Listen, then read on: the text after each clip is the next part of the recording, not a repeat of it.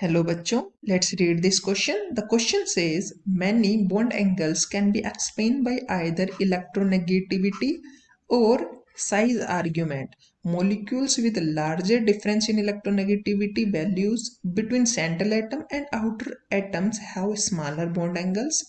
As the size of outer atom increases, the angle increases. The size of central atom can also be used to determine bond angle in the series.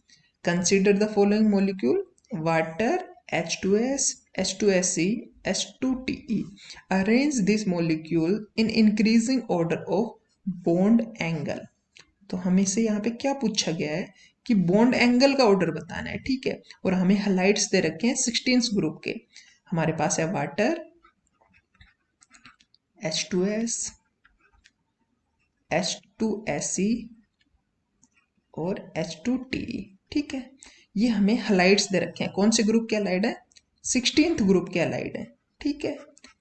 हमें पता है कि देखो ये side atom तो सब में same है, साइड एटम तो हाइड्रोजन है सब में, ठीक है। चेंज क्या हो रहा है? सेंट्रल एटम चेंज हो रहा है, ठीक है। ये सेंट्रल एटम चेंज हो रहा है। और देखो टॉप टू बॉटम आ रहे हैं तो सेंट्रल एटम की इलेक्ट्रोनेगेटिविटी क्या हो रही है? डिक्रीज हो रही है। इलेक्ट्रोनेगेटिविटी डिक्रीज हो रही है। और अगर इलेक्ट्रोनेगेटिविटी डिक्रीज होती है तो बॉन्ड एंगल भी क्या होता है? बॉन्ड एंगल डिक्रीज होता है, ठीक है। इसीलिए जो हमारा बॉन्ड एंगल इनके अंदर आता है मैक्सिमम होता है वाटर के अंदर। वाटर का कितना होता है बॉन्ड एंगल? 104 डिग्री अप्रोक्स, ठीक है। फिर हमारा होता है H2S का 92। फिर होता है हमारा H2TE का जो कि होता है लगभग 91 के अप्रोक्स, ठीक है। और H2TE का होता है अप्रोक्स 90 के, ठीक है। ये अप्रोक्स बॉन्ड एंगल है इनका, ठीक है। तो हम देख सकते हैं कि डिक्रीज हो रहा है टॉप टू बॉटम। देखो एक्सप्लेन और कर देता हूं मैं। इनका स्ट्रक्चर देख लेते हैं। ये वाटर हो गया हमारे यहाँ पे, ये सल्फर हो गया, ये सेलेनियम हो गया और ये टेलिनियम हो गया, ठीक है। हाइड्रोजन है ये, ठीक है ना।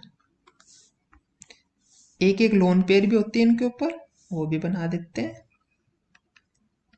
लोन पेयर दो दो होती हैं, सॉरी, ठीक है। दो दो लोन पेयर हो गई।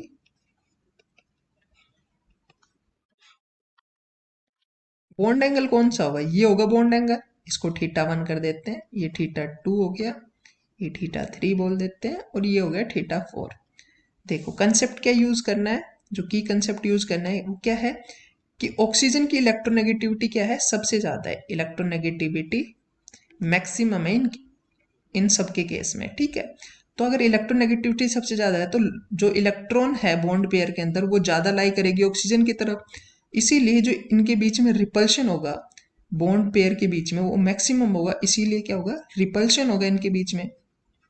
अगर रिपल्शन होगा तो बॉन्ड एंगल क्या हो जाएगा? इंक्रीज हो जाएगा। तो बॉन्ड एंगल क्या हो जाएगा? एंगल इंक्रीज हो जाएगा, ठीक है। इसीलिए वाटर के केस में सबसे ज्यादा बॉन्ड एंगल होता है 104 डिग्री, ठीक है।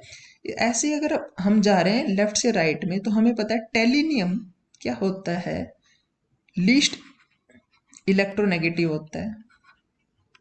अगर इलेक्ट्रोनेगेटिविटी कम है तो जो इलेक्ट्रॉन पेयर है इस बॉन्ड के अंदर वो लाई करेगी अवे फ्रॉम टेलिनियम। तो इनके बीच में रिपल्शन क्या हो जाएगा? लेस हो जाएगा। तो रिपल्शन लेस हो जाएगा तो बॉन्ड एंगल क्या हो जाएगा? इंक्रीज डिक्रीज हो जाएगा। बॉन्ड एंगल डिक्रीज हो जाएगा, ठीक है। इसीलिए इसका बॉन्ड एंगल सबसे कम होता है 90 के अप्रोक्स।